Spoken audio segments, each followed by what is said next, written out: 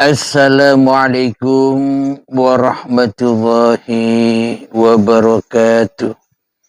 Bismillahirrahmanirrahim. Ashhadu an la ilaha illallah wa ashhadu anna Muhammadar Rasulullah. Allahumma salli ala sayyidina Muhammad wa ala ali sayyidina Muhammad. Rabbis rahli sadari wa yassirli amri wahlul 'uqdatam min lisani yafqahu qawli. Amin. Bismillahirrahmanirrahim. Salam hormatku buat para sahabat-sahabatku tercinta, baik yang ada di dalam ataupun yang ada di luar negeri. Semoga kita semua bersama di dalam lindungan Allah Subhanahu wa Ta'ala. Amin ya Rabbal Alamin. Sebelum kita mulai kajian di pagi yang indah ini, marilah kita bersama-sama kemahkan di dalam nyawa, kemahkan di dalam jiwa, kemahkan di dalam hati, kemahkan di dalam roh, dan kemahkan di dalam kehidupan ini dengan kalimat-kalimat thayyibah.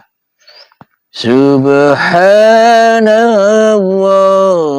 walhamdulillah wa la ilaha illallah wallahu akbar wa la hawla wala quwata illa billahil aliyil azim.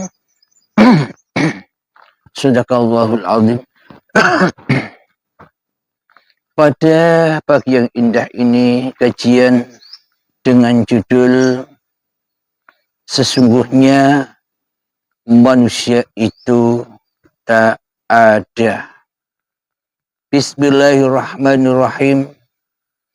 Ketika diri manusia kita merasa yang paling ada di dunia ini, ketika diri manusia kita yang merasa wujud di dunia ini, ketika diri manusia kita yang merasa paling hidup di dunia ini, maka kewujudan, kehidupan, kekuasaan selama ini diambil alih oleh manusianya dari Tuhannya.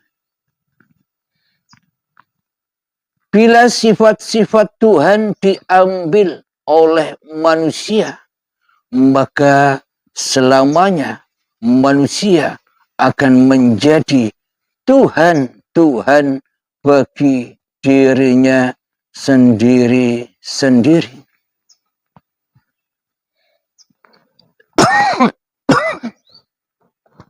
Karena manusia sejak detik-detik akil balik tiba, seluruh manusia meruntuhkan, mengkiamatkan kewujudan Tuhannya di hatinya, meruntuhkan, mentiadakan kenyataan Tuhannya di hatinya, mengkiamatkan, memfanahkan hidup Tuhannya di hatinya, sehingga kiamatlah kerajaan Tuhan di dalam hati manusianya berganti diambil alih oleh kerajaan manusianya di hatinya.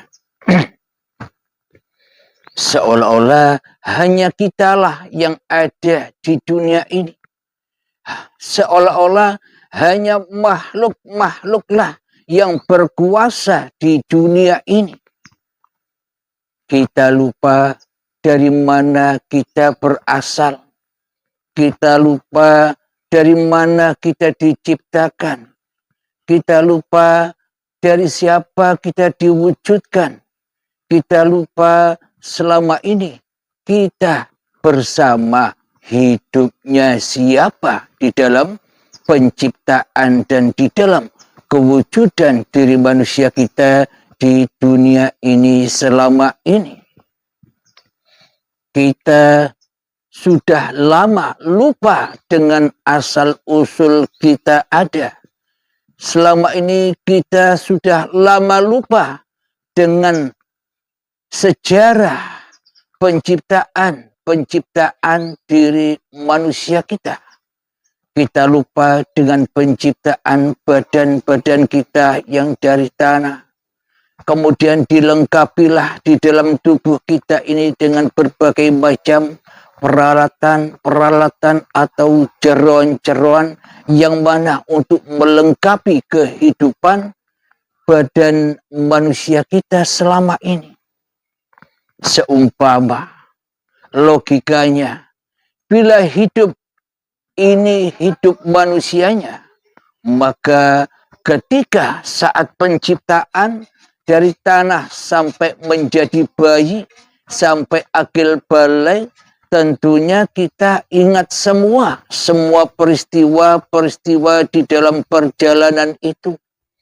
Kita takkan pernah lupa sejak dari tanah sampai diperjalankan ke dalam tumbuh-tumbuhan sampai panennya buah-buahan, sayuran dan padi hingga menjadi sperma dan sel telur, hingga menjadi gumpalan darah, hingga menjadi gumpalan daging, hingga menjadi janin, dan terlahirlah bayi yang suci. Bila hidup dan badan ini milik kita, maka kita tak akan pernah lupa dengan semua perjalanan itu. Inilah tanda bukti bahwa kita selama ini lupa dengan sejarah kita, lupa dengan asal-usul kita. Bila kita lupa dengan sejarah kita, bila kita lupa dengan asal-usul kita, dari mana kita diwujudkan, mana mungkin kita bisa pulang kembali kepada asal-usul kita. Bagaimana mungkin kita bisa kembali kepada Tuhan, sementara di dalam hati kita, kita yang menjadi Tuhannya selama ini. Inilah tanda bukti bahwa sebenarnya kita, diri manusia kita ini, sesungguhnya tak pernah ada tanpa uripe Allah. Sesungguhnya diri manusia kita ini tak akan terwujud tanpa wujudnya Allah. Sesungguhnya sebenarnya manusia kita ini adalah mati tanpa uripe Allah. Itulah tanda bukti yang nyata dan amat jelas. Bila Anda mau masuk ke dalam urip di dalam hati Anda, maka kita semua akan menyadari bahwa sesungguhnya kita ini, manusia kita ini takkan pernah ada, baik dulu, sekarang, dan nanti sama-sama tak adanya. Yang ada hanya Tuhan Sang Pencipta, Tuhan yang menggelar alam raya ini.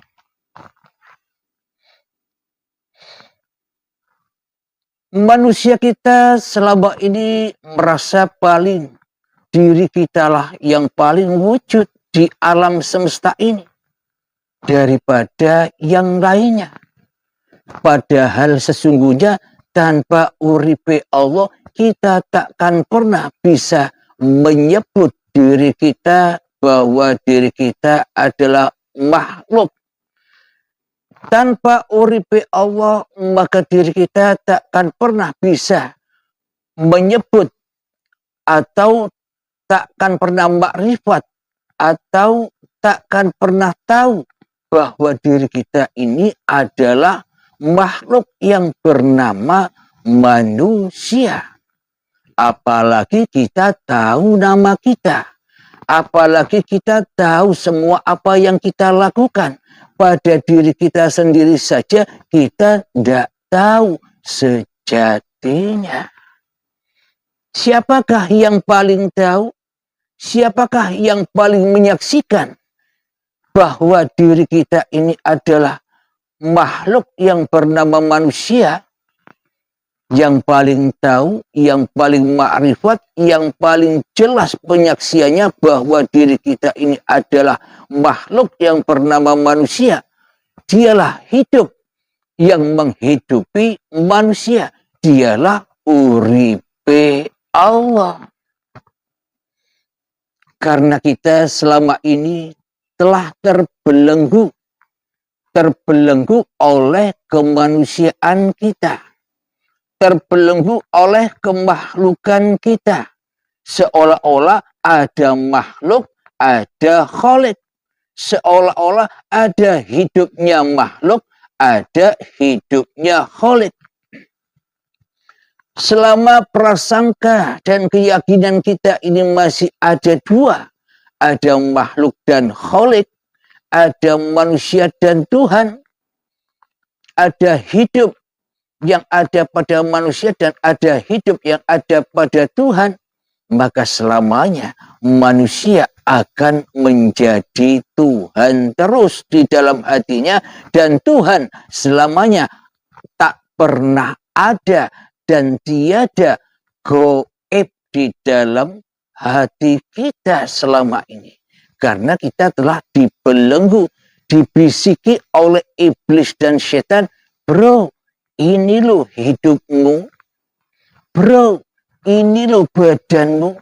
Begitu dahsyatnya iblis dan setan menggoda kita agar kita selalu dan selalu makan buah yang terlarang, yakni buah khuldi, buah pengakuan diri kita lah yang hidup, buah pengakuan diri kita lah yang punya badan, buah pengakuan bahwa diri kita lah yang berkuasa atas diri kita. Buah pengakuan bahwa kita lah yang mampu berkuasa untuk melakukan ibadah-ibadah, mampu dan berkuasa untuk melakukan sholat-sholat, mampu dan berkuasa melakukan tahajud, duha, baca Quran, baca kitab, bisa kaya, bisa apa-apa saja, seolah-olah kitalah yang menjadi Tuhan selama ini atas diri kita, karena kita berkumpul bukan dengan Allah tapi berkumpul dengan iblis yang selalu menyesatkan hati kita, setan yang selalu agar kita memakan buah-buah yang terlarang, yang mana buah-buah itu tak boleh dimakan, terlarang bagi manusia untuk memakannya. Sifat wujudnya Allah dimakan oleh manusia, bahwa hanya diri manusia kitalah yang paling wujud di hati kita, sehingga Allah adam, sehingga Allah tidak ada. Manusia kita disesatkan oleh iblis dan setan supaya kita mengaku-akui bahwa hidup ini hidup kita. Itulah buah-buah khuldi, buah-buah yang terlarang untuk kita konsumsi. Sehingga Allah mati di dalam hati kita. Allah terkubur di dalam hati kita. Kenapa? Karena sifat-sifatnya, karena keberadaannya, karena kehadiran Tuhan kalah dengan kehadiran setan yang terkutuk di dalam hati kita selama ini. Sesungguhnya setan itu lebih nyata daripada Tuhan di dalam hati kita. Kenapa? Bismillahirrahmanirrahim. Inna syaitana lakum aduwwum mubin. Sesungguhnya setan itu adalah musuh-musuhmu yang sangat nyata. Siapa yang wujud di dalam hatimu? siapa yang hidup di dalam hatimu, dan siapa yang berkuasa di dalam hatimu. Semua itu kan diri hawa nafsu kita sendiri daripada Tuhan. Astaghfirullahaladzim. Alhamdulillahirabbil alamin. Itulah kenyataannya bahwa selama ini kita mentiadakan Allah di dalam hati kita. Kita tidak menghadirkan Allah di dalam hati kita kecuali kita mengadakan, kecuali kita hanya menghadirkan hawa nafsu setan kita sendiri di hati kita. Karena siapa yang ada di dalam hati kita yang selain Allah, itulah setan yang terkutuk, yang menjadi musuh-musuh Allah, yang selama ini telah mensekutukan Allah dengan diri manusianya di hatinya. Alhamdulillahirabbil alamin. Sebelum kita lanjutkan, marilah kita belajar bersama untuk menghening-heningkan, memalam-malamkan, mensunyi-sunyikan, menggelap-gelapkan, mentiada-tiadakan, memfanah-fanahkan, menghancur-hancurkan, mengkiamat-kiamatkan iblis dan syaitan yang telah lama menyesatkan dan yang telah lama memperbudak kita di hati kita. Marilah kita belajar, masuklah ke dalam dirimu dan berperanglah. Usir semua musuh-musuhmu, usir semua berhala-berhalamu, usir semua arca-arca yang kau saksikan, yang kita saksikan selalu keberadaannya di dalam hati kita. Silakan mengheningkan cipta, mulai. Bismillahirrahmanirrahim. Silakan.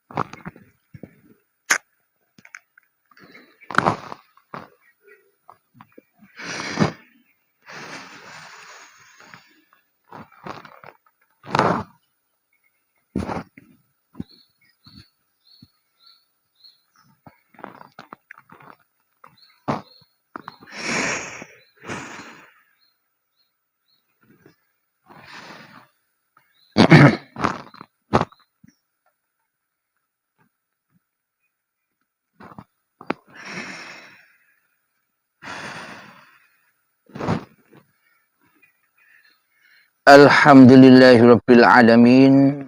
Mengheningkan cipta selesai. Bismillahirrahmanirrahim. Untuk menunjukkan, untuk membuktikan bahwa sebenarnya, bahwa sesungguhnya, bahwa hakikatnya diri manusia kita ini tak pernah ada. Saya bacakan ayatnya.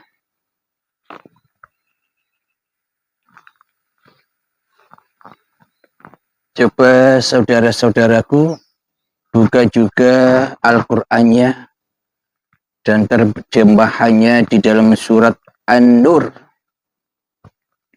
An-Nur cahaya. Bismillahirrahmanirrahim. Walillahi mulkus samawati wal ard wa ilallahil masir. Yang artinya, dan milik Allah lah kerajaan langit dan bumi, dan hanya kepada Allah lah kembali seluruh makhluk. Inilah bukti bahwa raja, tak ada raja kecuali uripe Allah. Apa yang dimaksud tak ada raja kecuali uripe Allah? Maknanya bila tak ada hidup, bila tak ada urip yang menciptakan kita, yang membuat kita, yang menciptakan semua organ-organ tubuh kita, tangan kita, kepala kita, telinga kita, mata kita, mulut kita, hidung kita, kaki kita, dan semua jeroan yang ada di dalam tubuh kita, mana mungkin kita bisa menyaksikan kerajaan langit dan kerajaan bumi dan apa yang di antaranya. Itulah buktinya Allah rajanya langit dan bumi. Allah rajanya semua syariat-syariat manusia. Allah rajanya seluruh torekoh-torekoh manusia. Allah rajanya seluruh hakikat-hakikat manusia. Dan Allah lah rajanya makrifat manusianya. Jadi apakah mungkin manusia bisa bersyariat? Apakah mungkin manusia bisa bergerak ke sana dan kemari? Apakah mungkin manusia bisa beribadah? Apakah mungkin manusia bisa sholat, tahajud, duha, baca Al-Quran, sholawatan bila tanpa uripe Allah? Bila manusianya yang masih menjadi Tuhan di dalam hatinya, tentunya Allah tak bisa bersyariat, Allah tak bisa bertoreko, Allah tak bisa berhakikat, dan Allah tak bisa bermakrifat. Lalu selama ini kita nyembah apa? Bila Allahnya tak ada, bila Allahnya gaib di hati kita, berarti selama ini kan kita menyembah yang paling wujud di dalam hati kita, yakni setan yang terkutuk, yang merupakan diri kita sendirilah yang mentuhani semua itu. Maka dari itu saya pernah membuat posting di Facebook, tinggalkan syariat-syariatmu agar engkau tak bertambah jauh dari Tuhanmu. Semakin kita merasa bersyariat, maka semakin jauhlah kita kepada Tuhan. Semakin kita menjadi Tuhan, semakin goib pula uripe Allah. Semakin hidup ini kita akui sebagai hidup kita, tambah matilah Tuhannya manusia bagi manusianya, bukan bagi Allah. Bagi manusianya Tuhannya mati, Tuhannya ndak hidup, Tuhannya ndak kuasa, Tuhannya ndak wujud. Yang wujud di dalam hatinya, yang nyata di dalam hatinya, yang hidup di dalam hatinya, dan yang merasa berkuasa atas syariat, yang merasa berkuasa atas toreko, yang merasa berkuasa atas hakikat, yang merasa berkuasa atas makrifat, masih setannya. Inilah yang disebut setan itu makrifat. Makrifat kepada siapa? Bukan kepada Allah, tapi makrifat kepada dirinya sendiri, karena setan itu sombong, membanggakan dirinya, memuliakan dirinya. Berarti setan iblis itu siapa selama ini? Yang sombong kepada Tuhannya, yang mentiadakan Tuhannya di hatinya, yang tidak wujudkan Tuhannya di hatinya, kecuali wujud setannya sendiri, kecuali wujud hawa nafsu kita sendirilah yang selama ini paling nyata dan jelas adanya di hati kita selama ini. Berarti langit dan bumi ini kan masih milik manusianya. Dan di antaranya pun juga milik manusianya. Apa buktinya? Langit itulah hakikatnya uripe Allah, dan bumi itulah badan-badan yang diciptakan Allah. Inilah raja penguasa langit dan bumi. Masih manusianya yang menjadi penguasa. Apapun yang dikerjakan manusianya dikuasa-kuasai oleh manusianya. Inilah tanda manusia kita selama ini terlepas dari kekuasaan, terlepas dari kewujudan, terlepas dari kehidupan Tuhannya di hatinya. Kenapa?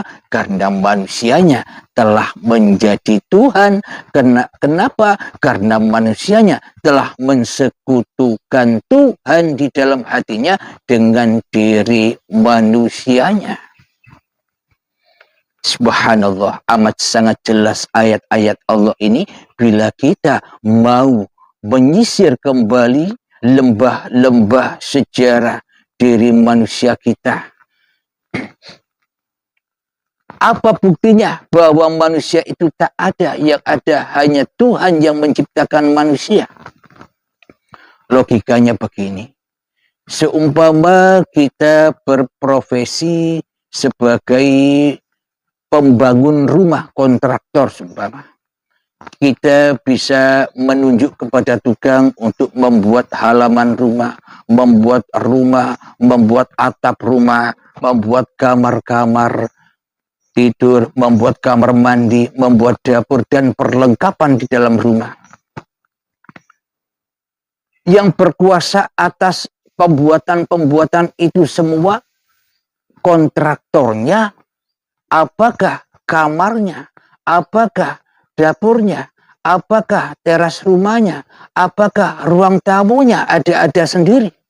Yang diciptakan ada sendiri, tanpa kontraktor, tanpa pencipta apa-apa yang ada di dalam rumah itu. Apakah mungkin rumah-rumah itu yang ada di dalamnya, ruang-ruang yang ada di dalamnya itu tercipta tanpa kontraktor yang membuat rumah itu? Berarti yang mewujudkan, yang mengadakan rumah dan seluruh ruangan-ruangan isi rumah itu rumahnya sendiri ataukah kontraktornya? Kedudukan kita selama ini kan seumpama kita menjadi kamar mandi. Kita merasa ada daripada kontraktornya. Seumpama kita berposisi sebagai ruang tamu. Ruang tamunya merasa lebih wujud. Ruang tamunya merasa lebih ada, lebih hidup daripada kontraktornya.